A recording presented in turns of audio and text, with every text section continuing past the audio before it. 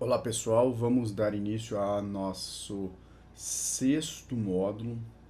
Neste módulo, na primeira aula, vamos falar da essência e os aspectos psicoenergossomáticos.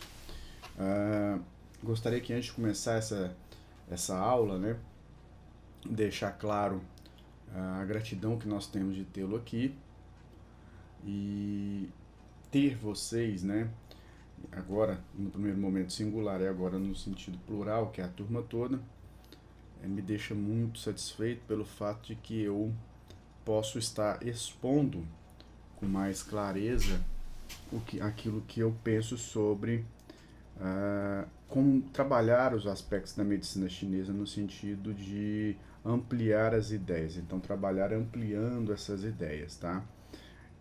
Então, a essência aí, ela é uma essência interessante. Por quê?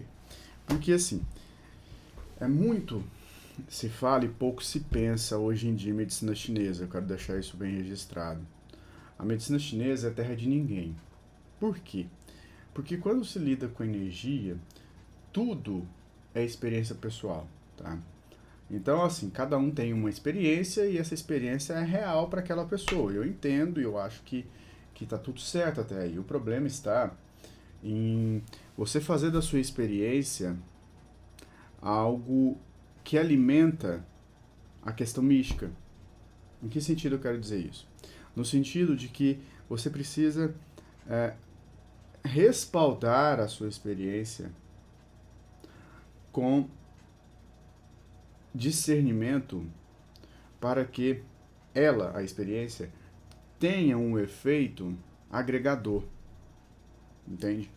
Então, quando você trabalha com consciência, tudo é muito complexo.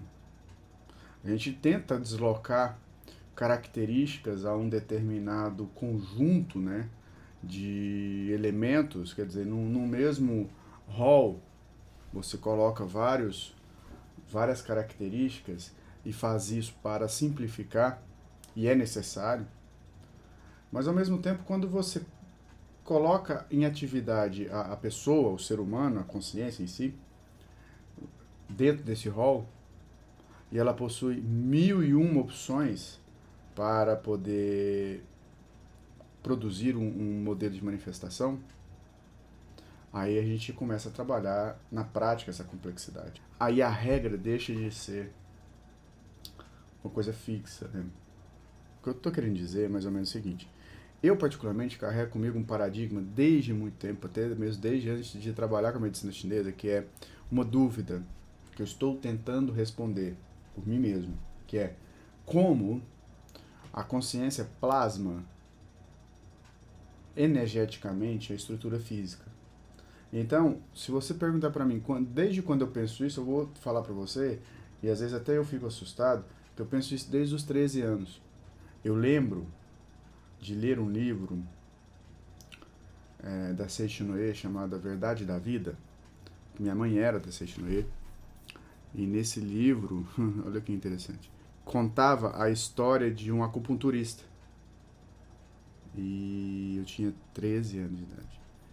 A história dizia, né, em síntese, que nada é por acaso. Que esse acupunturista teve um problema financeiro e que ele, pelo problema financeiro, ele se motivou a visitar seus pacientes e cada paciente pagava um pouco a mais. E eu sei, eu não lembro exatamente, que já tem muito tempo, né? Tem quase 30 anos.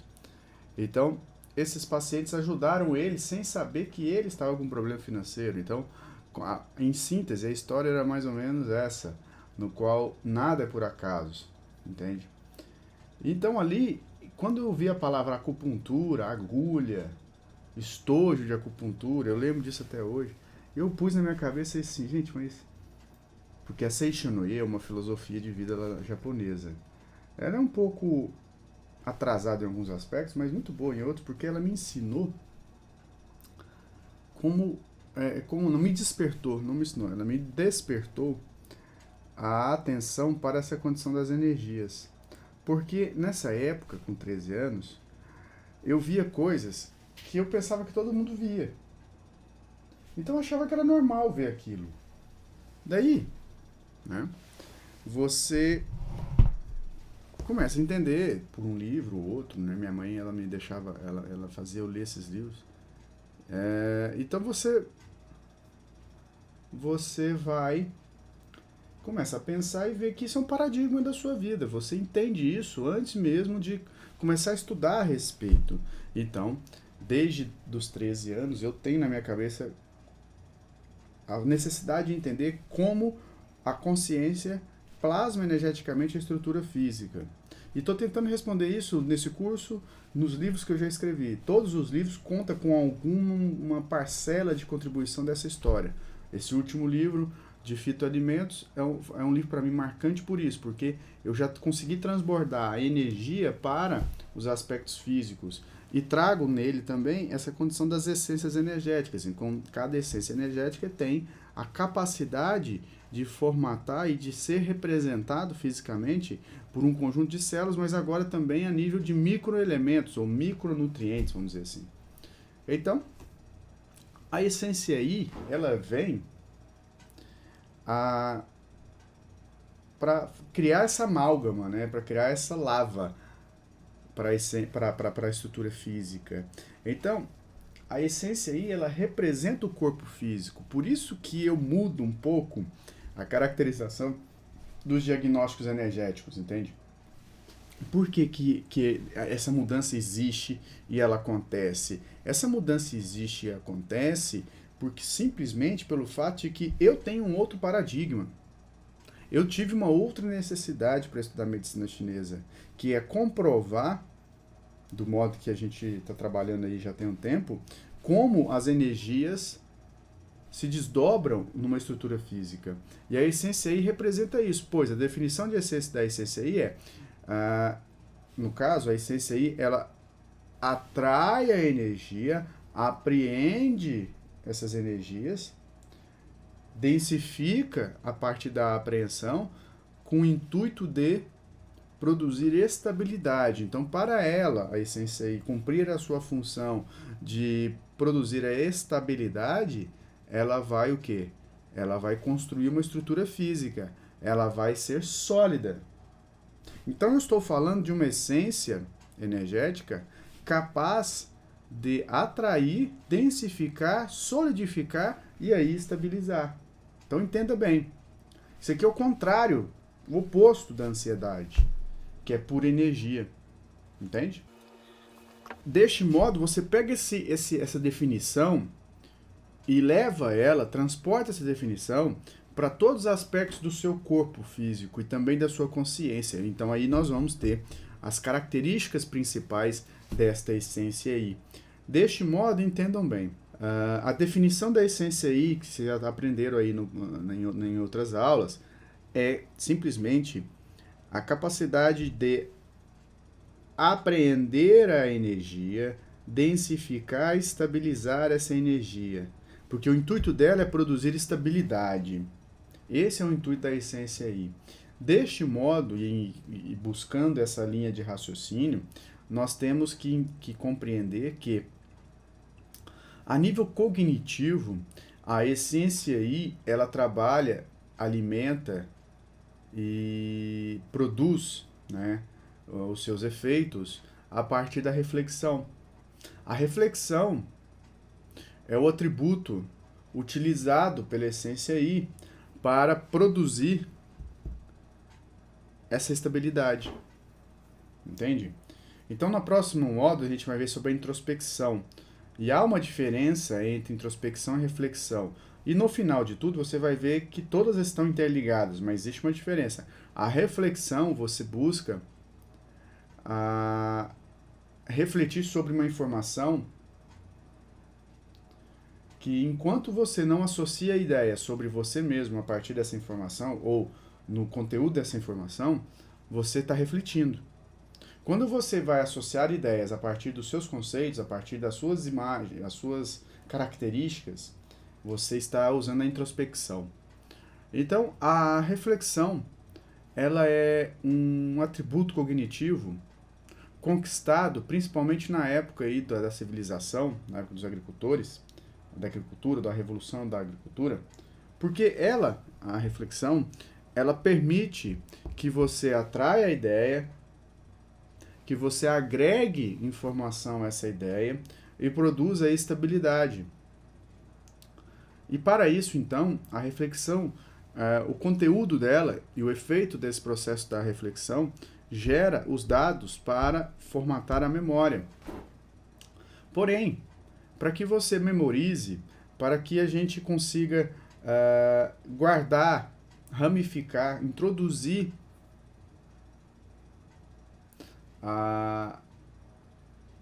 os dados, as mensagens do conteúdo dessa informação, eu preciso ter densidade energética. E interessante é que, olha só isso, a principal estrutura neurológica relacionada à memória é o hipocampo. E o hipocampo trabalha muito com gordura saturada, ele é alimentado por gordura saturada, olha que legal. E muitas vezes que eu tenho algum desequilíbrio ou a produção de radicais livres no hipocampo e que leva às vezes uma hipomnésia, eu tenho uma intoxicação produzida por ácidos graxos insaturados transgênicos, que é o ômega 6. Então, quando você se alimenta de óleo hidrogenado, por exemplo, óleo vegetal hidrogenado, óleo de canola, óleo de milho, enfim, você está inserindo no seu fígado um problema e repassando esse problema também à estrutura do hipocampo. E o hipocampo, intoxicado com ômega 6 hidrogenado, ele impede a fixação do conteúdo e você, além disso, tem uma barreira que também impede a consulta a esse conteúdo já ali estocado. Então você produz uma hipomnésia. Fisicamente isso começa a se inflamar e eu começo a ter problema. Então é interessante porque a teoria psicoenergossomática, que traz todos esses conceitos, ela primeiro foi criada e depois comprovada. Ela foi criada pela prática, ela foi criada pela coerência da prática, de uma coisa estar ligada à outra. E depois ela começa a ser comprovada porque eu não tinha tempo para ler tantos artigos, bioquímica, enfim, e tinha coisa, e tem coisas também que foram comprovadas depois que ela nasceu. Como, por exemplo, a teoria dos pentaquarks. Quem tiver interesse, é só digitar no Google, pentaquarks. Essa teoria foi lançada não, ela já tinha uma suspeita, mas ela foi comprovada em junho de 2015 ou 2014, não estou lembrado. Eu sei que foi um mês depois que eu terminei o livro primeiro, falando sobre a teoria psicoenergossomática. Eu estou querendo mostrar tudo isso para vocês, que, primeiro, que não é para convencer, isso é muito importante, né? Existe uma diferença muito grande entre convencimento e esclarecimento. É para esclarecer, porque às vezes a gente não quer mudar o nosso próprio paradigma com receio de perder tudo aquilo que a gente já estudou. Eu tenho esse receio também. Mas, ao mesmo tempo, é inteligente pensar que a vida é feita de verdades relativas, não verdades absolutas. E as verdades relativas, elas permitem o processo evolutivo. E eu estudei muito para estar aqui hoje, cumprindo com essa tarefa, e poder até mesmo, em 15 dias, escrever um livro. Por quê? Porque quando a gente dispõe do nosso tempo para poder fazer aquilo e tem aquele compromisso, e desova todo o conhecimento que você já tem, você consegue executar esse processo. Mas, ao mesmo tempo, eu quero deixar claro que até para chegar aqui, eu tive que mudar tantos paradigmas, eu tive que deixar teorias para trás para poder chegar aqui hoje. Eu vou dar uma ideia simples para você, um exemplo simples. Tudo isso envolve a reflexão, tá? Por isso que eu estou contando essa história. A condição de tonificar e sedar. Eu sempre fui um professor e um praticante de medicina chinesa que defendia com unhas e dentes a tonificação e a sedação. Certo? E no instante em que eu comecei a pensar com a cabeça que eu penso hoje e parei de executar a tonificação e sedação para substituir essa técnica por uma chamada combinação inteligente, quer dizer, a combinação ela faz o propósito da tonificação e sedação. Eu amplio um pouco essa ideia, porque a tonificação e sedação, eu estou trabalhando um órgão, que eu vou lá, tonifico, aumento a energia. Quando eu pego uma combinação inteligente, eu trabalho o sistema, eu trabalho a consciência, eu trabalho o biotipo, enfim, eu trabalho muita coisa. Então, eu tive que deixar de lado essa teoria. No início, poxa, eu ficava assim, nossa, mas então eu estudei tudo isso à toa, pô. E eu fiz Rio Doraco, fiz pesquisa com Rio Doraco. Deve ter vídeo meu falando sobre tonificação e sedação, eu defendendo.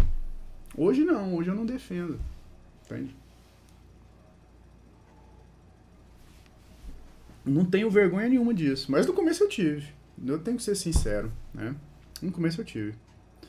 Mas também, ao mesmo tempo, eu sou obrigado a dizer que eu lia livros, eu critico porque eu também sou autor, mas nem por isso eu também tenho que criticar, mesmo não sendo. Ora, a crítica faz parte do processo evolutivo, poxa.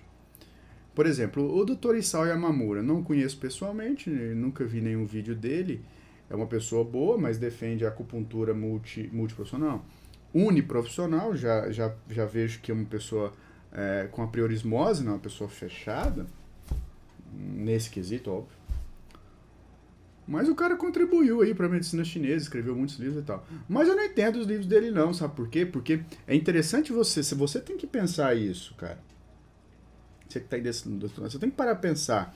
Porque pra pessoa explicar uma teoria não, pra pessoa chegar a uma conclusão, ela tem que ter explicado essa teoria antes de chegar à conclusão. Então, se você pega um livro e lá tá explicando, tá dizendo lá deficiência de alguma coisa, eu tenho que entender como que essa deficiência na prática, entende? É na prática, ali, não na teoria. Não dá para dissociar a energia, os meridianos, os chakras, os pontos de acupuntura, que é o sistema energético, do corpo. Eles vão fazer e vão produzir o seu efeito no corpo. E o corpo é denso. E corpo, tem um metabolismo próprio, mas esse metabolismo é alimentado por esse sistema. Então é importante entender a fisiologia desse sistema e tentar fazer ou buscar analogias dentro da fisiologia orgânica, porque a fisiologia orgânica ela é inanimada. A fisiologia energética também é. Por quê? Porque a fisiologia energética depende da vontade do ser humano, ou melhor, do ser consciencial que está habitando aquele corpo. Então aí eu encontro uma questão que são paradigmas. Porque se eu sou acupunturista, não é que eu sou obrigado a acreditar nesse paradigma ou ter esse paradigma comigo. Eu tenho que pelo menos pensar no ambiente energético e físico. Quem comanda tudo isso é uma consciência que tem inteligência, nesse caso aqui que nós estamos conversando, que é a reflexão. Então, a atividade reflexiva, ela é dada pela vontade pessoal. E essa vontade vem de uma necessidade. Então, tudo na vida tem que ter necessidade. Você tem que ter necessidade.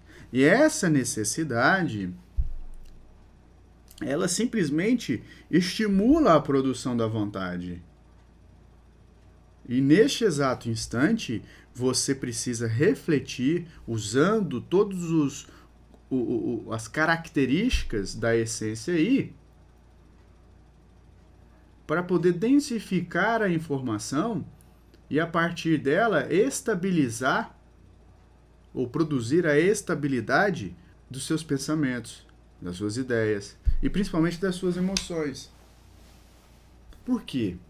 Porque no instante em que você tem ou produz calma, tranquilidade, você é ponderado. A ponderação é uma característica que não existe com ansiedade. A pessoa ponderada, ela sempre ganha. Entende? Ela sempre ganha. A pessoa ponderada, ela nunca é excitada a distribuir conhecimento de uma maneira impensada.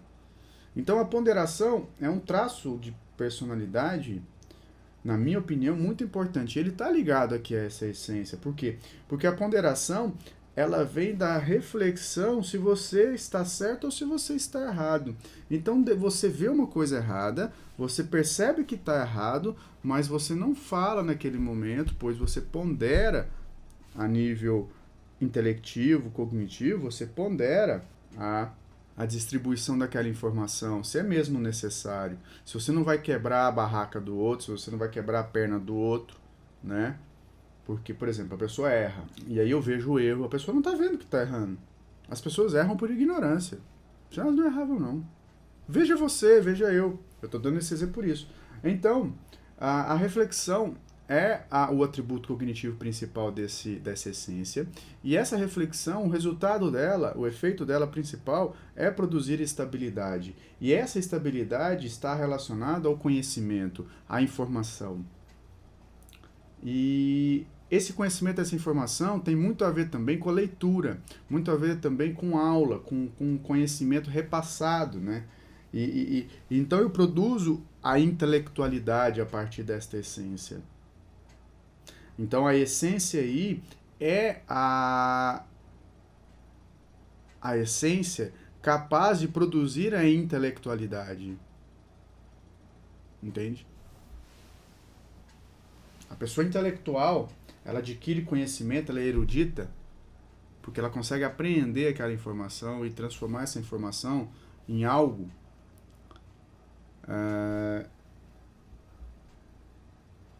que capacita ela a entender mais as coisas, ou melhor, a compreender melhor as coisas. Então ela é uma erudita, né? Ela usa aquele contexto, ela usa aquele conjunto de informações para compreender algo melhor e maior. Na minha opinião, ser erudito é isso.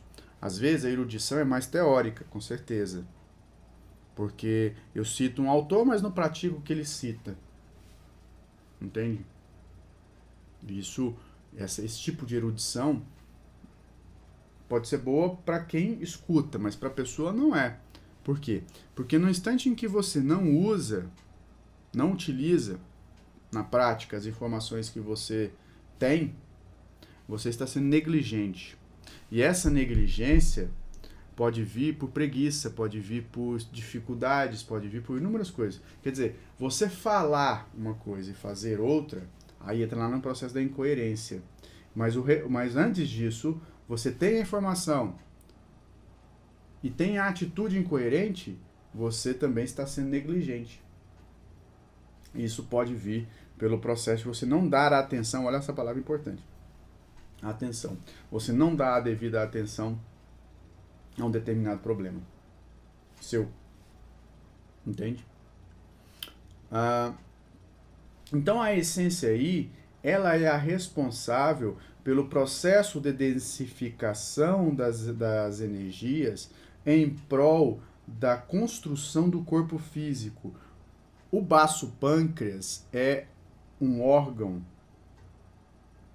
construído pela união energética entre pâncreas e baço, responsável ou com a responsabilidade de manter esse processo físico, de manter a anatomia física dentro dos padrões naturais. Então, as variações anatômicas, elas estão coligadas, relacionadas a um problema energético do baço. E agora eu vou fazer uma interação que é: quando eu tenho um problema ou uma variação anatômica, eu tenho um problema no baço, mas esse problema deve ter nome. Então eu explico isso a partir do Yin-Chi. Porque quando eu pego e tenho o paradigma que Yang é energia fluida, Yin é energia sólida, densa, eu tenho que compreender simplesmente que o Yin-Chi, ele é o tijolo para essa estrutura física. E ele está sobre a égide do baço pâncreas. E o baço pâncreas é construído pela essência I. Então você tem que entender o crescendo. A essência I solidifica e constrói todo o corpo. Perfeito? Mas o órgão que a essência I, rege e utiliza para poder fazer o processo de transformação é o baço pâncreas. E a energia que é utilizada para isso é a energia yin que vem a nível fisiológico dos alimentos. Então, no instante em que eu tenho uma alteração anatômica, que é chamado pela anatomia humana de variação anatômica, ou uma anomalia, qual a diferença? A variação anatômica, ela tem relação com uma alteração de forma, porém não há prejuízo à função. Agora, a anomalia, ela tem uma variação anatômica, ela tem uma alteração de forma, mas ela tem prejuízo à função. Entende? Neste exato instante, eu preciso entender que esse problema é um defeito do baço pâncreas. E o inti, que é o tijolo que deveria preencher de forma completa esse gabarito, que é o corpo, ele não preenche, então ele está deficiente a nível funcional. Ele não está trabalhando de maneira direita. Então você tem paradigmas, não. Você tem conceitos que utilizam referências para poder se fixar. Então preste bem atenção. A essência I é responsável pela densificação das energias com o intuito de produzir estabilidade. Então você tem uma responsabilidade para cumprir com o objetivo. Então daqui até aqui existe um caminho a ser perseguido, que é o desdobramento. É a mesma coisa que a gente viu nas outras aulas em cada essência, mas aqui eu estou dando um aprofundamento neste aspecto, porque quem comanda o corpo é a essência I. Então, a essência I densifica, apreende, densifica para produzir estabilidade. E essa densificação até a estabilidade forma o corpo físico, forma o corpo material. E o tijolo que forma o corpo material é o inti. E o inti, então, ele é um soldado, ele é um agente, ele é o efeito da essência I produzida através do baço pâncreas. Então, o baço pâncreas, quando você conversa com um médico ou com um profissional de saúde que não entende medicina chinesa, fala, que o baço tem a ver com pâncreas? Nada. Mas para nós tem, por quê? Porque é uma informação, é uma energia responsável pelo processo de densificação. Então, quando você tem uma alteração anatômica, você vai ter a ideia de entender que há um problema no baço pâncreas. Entende? Normalmente, então, você vai ter como efeito a deficiência funcional desse inti. Tá. Caminhando aqui, a gente encontra a necessidade de falar também sobre os tecidos que essa essência ela comanda, né? Que é o tecido adiposo e o tecido muscular, principalmente. Então, o tecido adiposo, ele cobre a estrutura física. E o tecido muscular também. Então, os dois dão realmente a forma. Senão a gente era puro esqueleto, né? Bem, dito tudo isso, é importante agora caminharmos para uma parte mais prática. Preste bem atenção. Essa parte prática envolve o processo da reflexão, envolve o processo da produção de um modelo de manifestação. Então, mais uma vez, é necessário você lembrar que o modelo de manifestação ele é produzido pela união das ideias e pensamentos, né, dos pensamentos, com as emoções ou sentimentos. Então, a emoção, a nível de semântica, pode até ser diferente de várias outras literaturas, mas é só para você entender. Eu uso isso para a gente produzir o entendimento. Eu não quero aqui mudar esses paradigmas, não, porque eu não sou nem psicólogo, mas eu quero só aqui fazer você entender como que você pode diferenciar uma coisa da outra para não ficar doente, entende? Essa é a minha ideia. Então, vamos lá. As emoções, elas são algo produzido por nós mesmos negativo. Sentimento, nesse caso, é positivo. Tá? Ah, mas é a mesma coisa. Sim, em alguns livros trazem como a mesma coisa, mas aqui eu não quero denotar como a mesma coisa. Eu quero produzir um conteúdo, um escopo de informações diferente para você entender que as emoções, elas vão mudar a estrutura da energia e vão fazer mal ao órgão, porque elas vão mudar a frequência vibracional daquele órgão. Então, aquela frequência é uma informação que, quando o órgão recebe essa informação, ele começa a trabalhar de outra forma. No instante ou no mesmo momento em que, quando eu produzo um sentimento, eu vou conduzir essa estrutura energética boa, positiva, equilibrada, para manter uma frequência positiva naquele órgão. E o melhor, o sentimento, ele não passa por centrais de referência energética, instintual, emocional, que são muito antigas. Ele vai chegar direto aqui e vai produzir hormônios do bem, de maneira bem equilibrada, isso faz bem para o corpo. É interessante pensar sobre esse aspecto. Por quê? Porque ao invés de você ser uma pessoa preocupada, ao invés de você ser uma pessoa focada num problema, você tem que se expandir, dar de ré, sair de banda, saltar de banda, né, que fala. Você sai do ambiente, olha o problema de longe, e ao olhar o problema de longe, você começa a perceber que o problema tem solução. Entende? Então eu estou dizendo aqui sobre esse aspecto, por quê? Porque eu tenho agora uma emoção chamada preocupação e tem também um sentimento chamado afeto. Olha que interessante. A preocupação é a pré-ocupação mental, que é a base principal da próxima aula, que nós vamos falar muito sobre, mas aqui eu vou usar os seus conceitos para poder ajudar, né, no entendimento do afeto. A preocupação, ela densifica a energia mental e ela vai impedir a atividade reflexiva de chegar a uma conclusão, de chegar à ideia que consiga resolver o problema. Entende? Então, a atividade reflexiva ela é neutra. Porque às vezes eu posso ficar refletindo, que a mesma informação e não chegar a uma conclusão, isso chama ruminação, que é dessa essência. Você fica pensando só no problema. Mas aconteceu isso comigo, aconteceu isso comigo. Você tem um problema, e não tem a capacidade de sair de perto do problema, olhar de longe e saber a solução. Por quê? Por ignorância. Então isso chama preocupação. Então a preocupação tem como efeito a ruminação, tem como característica a ruminação mental. E a ruminação mental, ela é produzida, promovida, destacada por esse aspecto, entende? E a nível energético, como estaremos? Estaremos densificados. E agora somos obrigados a falar que a preocupação, que é o oposto do afeto, a pessoa preocupada não tem afeto, tá? Ela não é afetuosa. Preste atenção no que eu vou dizer. A pessoa preocupada não é afetuosa, explico daqui a pouco. Mas antes disso, é importante dizer que a preocupação, que é uma emoção, ela densifica as energias.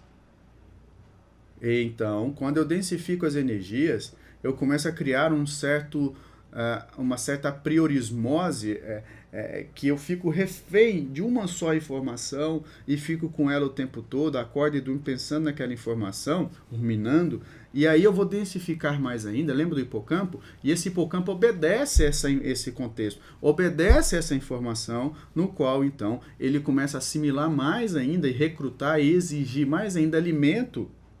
E quando ele exige alimento, ele provoca uma reação instintual, que é a fome, e quando ele provoca fome, como eu tenho fome, eu não paro para pensar em qual alimento eu vou querer.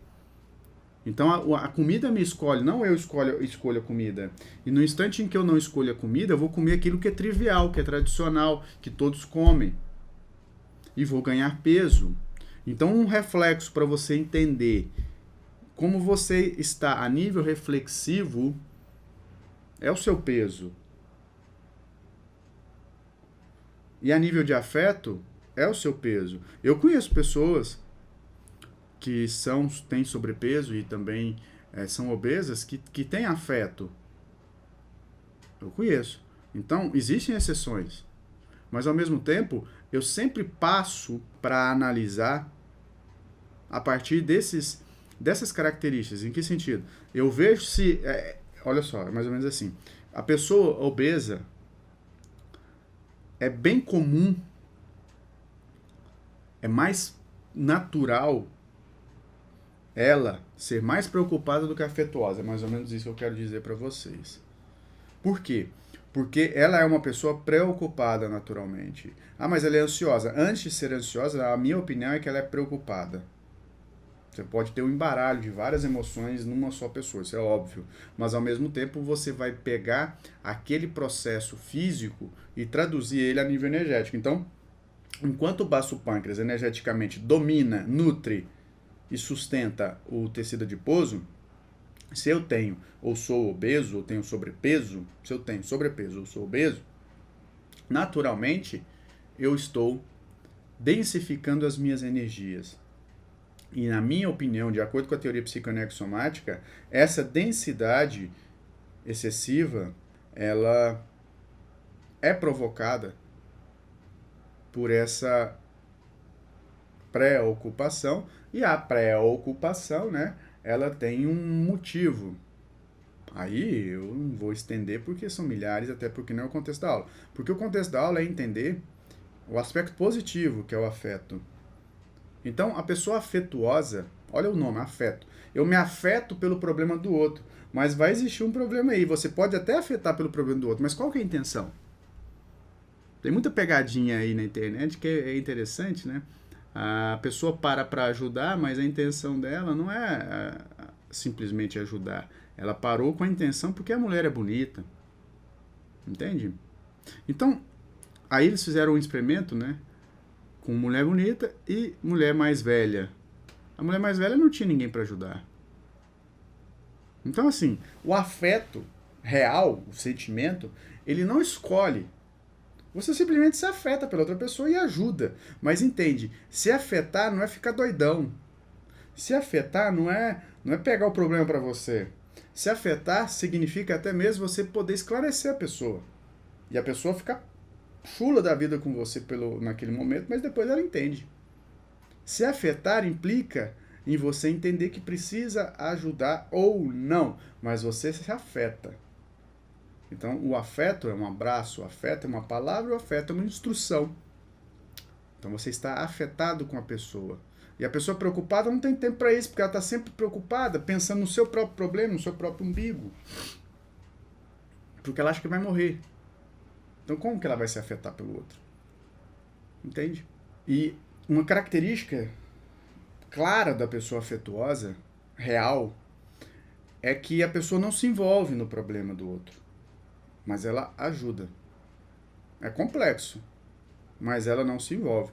Você pega aí, tem uma pessoa que a gente conhece da internet, óbvio, que eu não conheço pessoalmente, muito menos minha esposa, ela chama Luísa Mel. Ela se afeta com qualquer problema relacionado ao bicho, animais.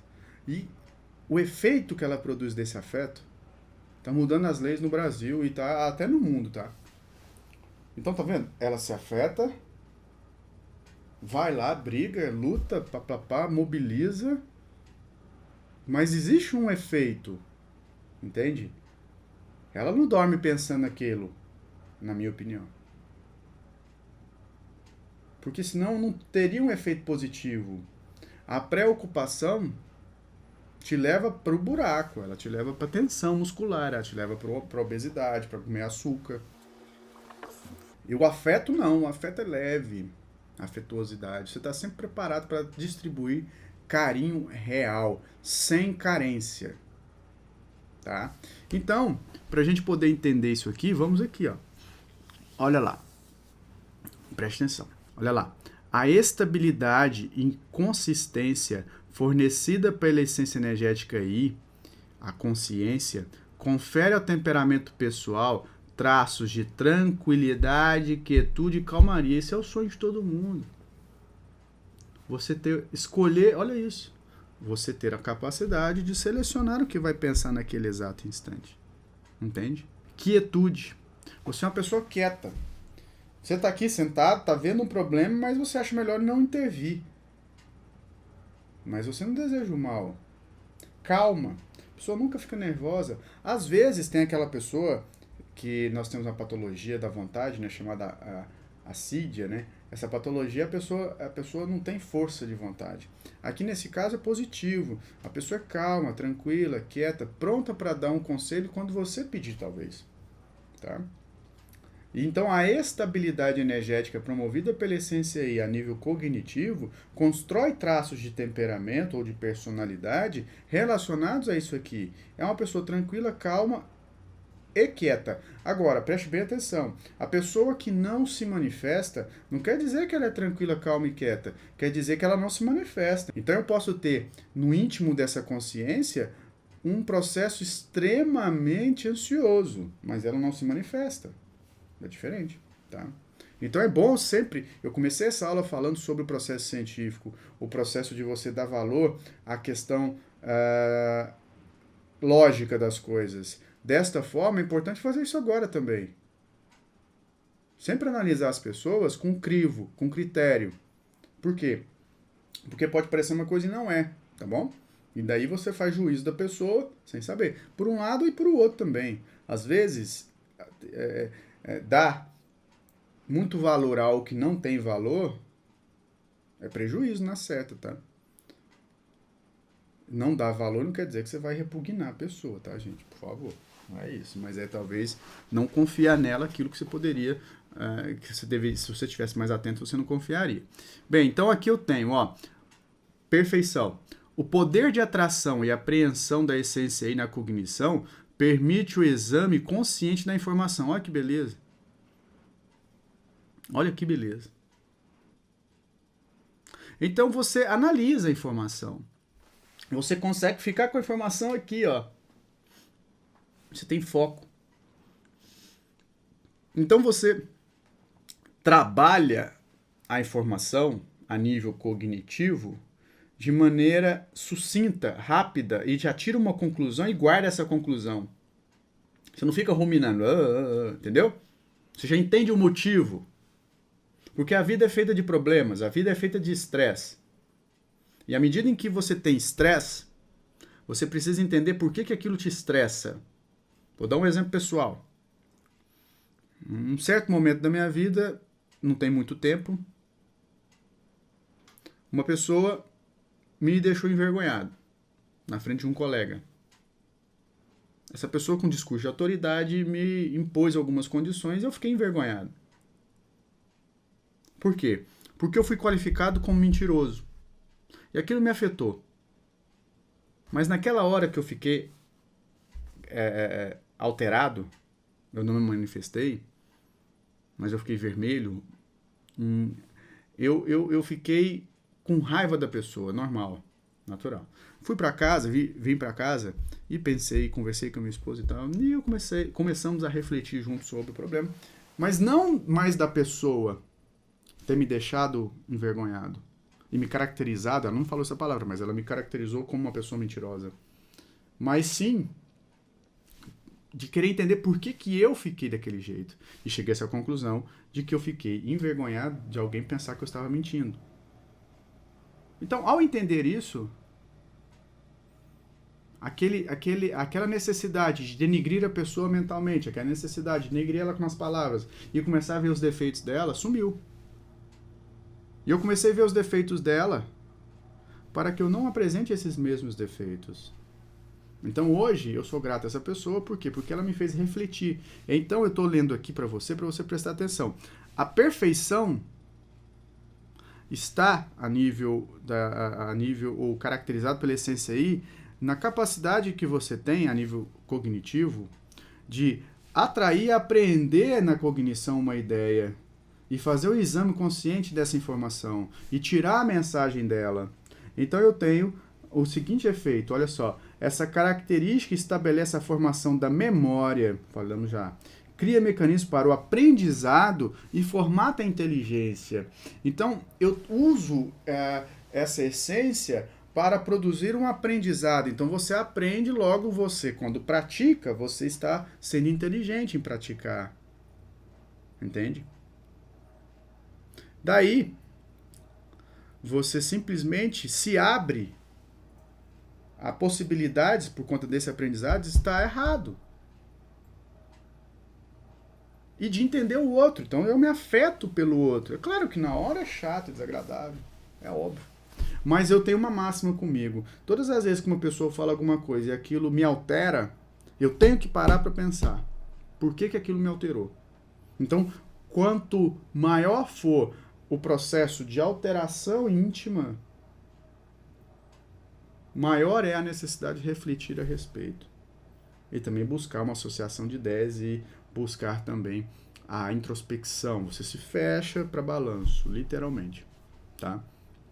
Então, ó, a inteligência permite a agregação de autovalores que estabilizam a autoestima. Isso é importantíssimo, né, gente? Se você sabe dos seus potenciais, se você vivencia os seus potenciais, né, você estabiliza a sua autoestima. Isso é muito importante. Então, a questão desse processo da perfeição é isso. Toda informação que você puder refletir a respeito, produzir um aprendizado a partir dos dados retirados dessa reflexão, que estão anexados e armazenados na memória, você produzindo então inteligência, a inteligência ela vai sustentar a sua autoestima. E aí, então, agora eu tenho uma estrutura energética a partir desse processo positivo. E essa estrutura energética, ela é literalmente perfeita. Ela tem um formato perfeito. Tá? Então, ela é formada por elementos energéticos densos, estáveis, com continuidade e forma. Claro que é uma analogia, gente, é óbvio. Né? Isso é uma analogia.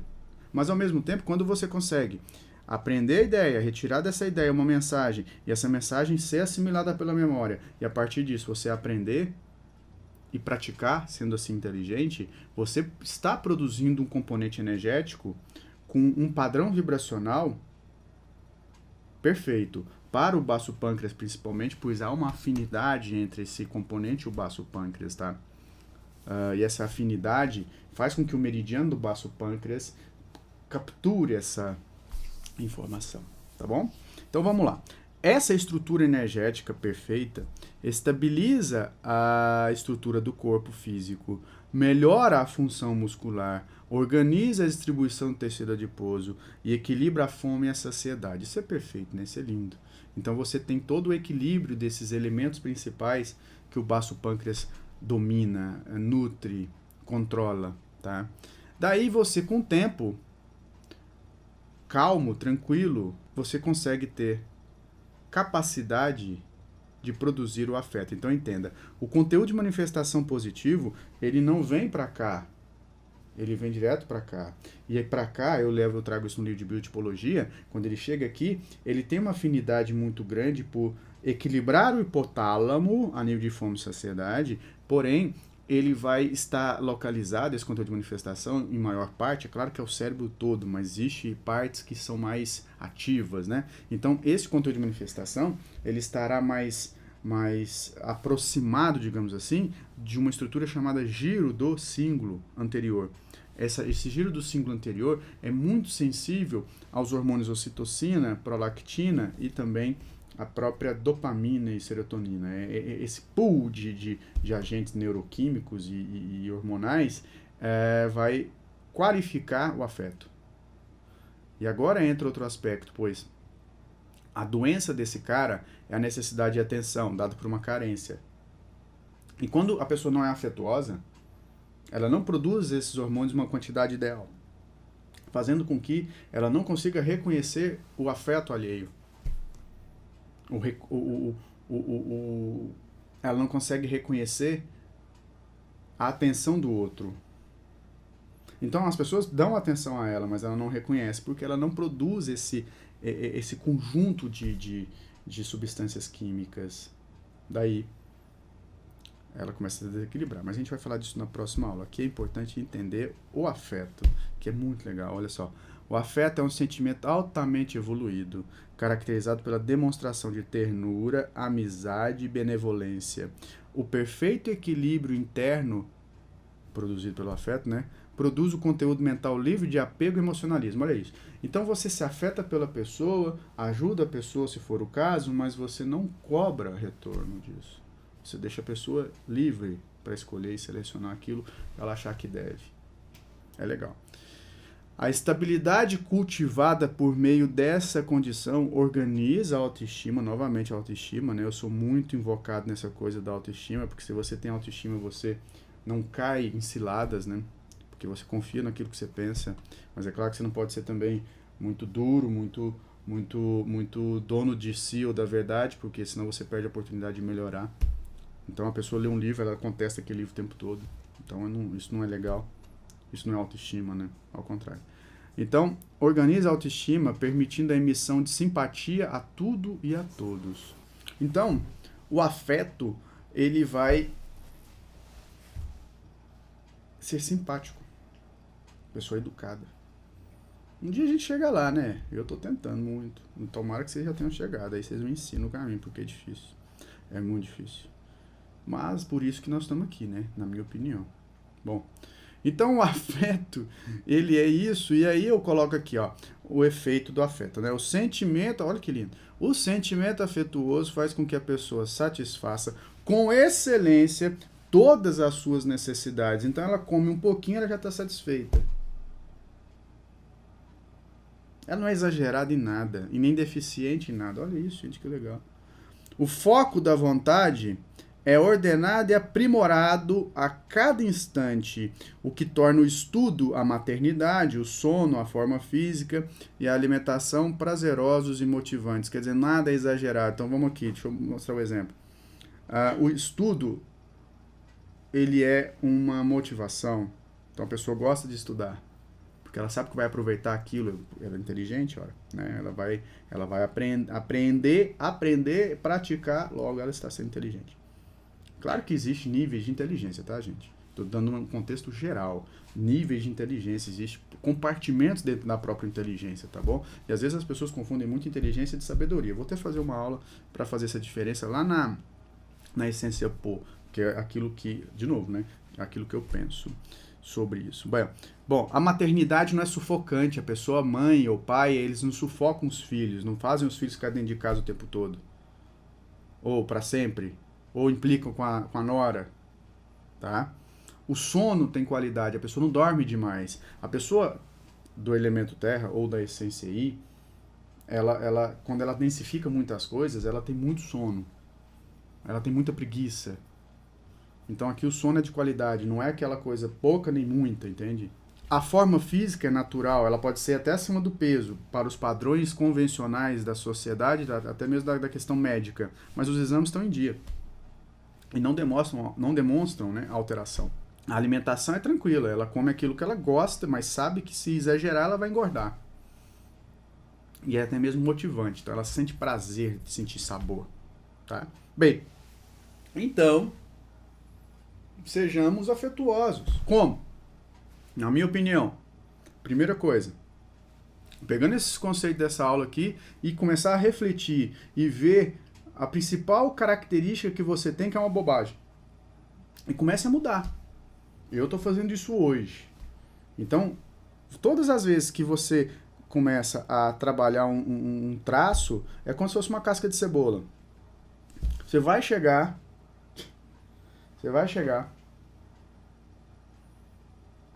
na solução daquele problema inicial que você pensou que era o maior, e vai ter um outro, e você fica eternamente nisso, até chegar um ponto onde você fica tranquilo que vai ter problema. O problema é repetir o problema, né? A atitude, repetir o problema. Aí sim é um problema. Mas deve-se dar prioridade a isso, né? A reciclagem. Mas é isso, eu vou finalizar aqui a aula, essência aí, a parte positiva. Então desejo a todos muito afeto e que pensem a respeito do afeto e que, se possível, estudem a respeito do afeto. Ok? Um grande abraço, até a próxima aula e repito, é muito bom ter você por aqui. Tchau, tchau.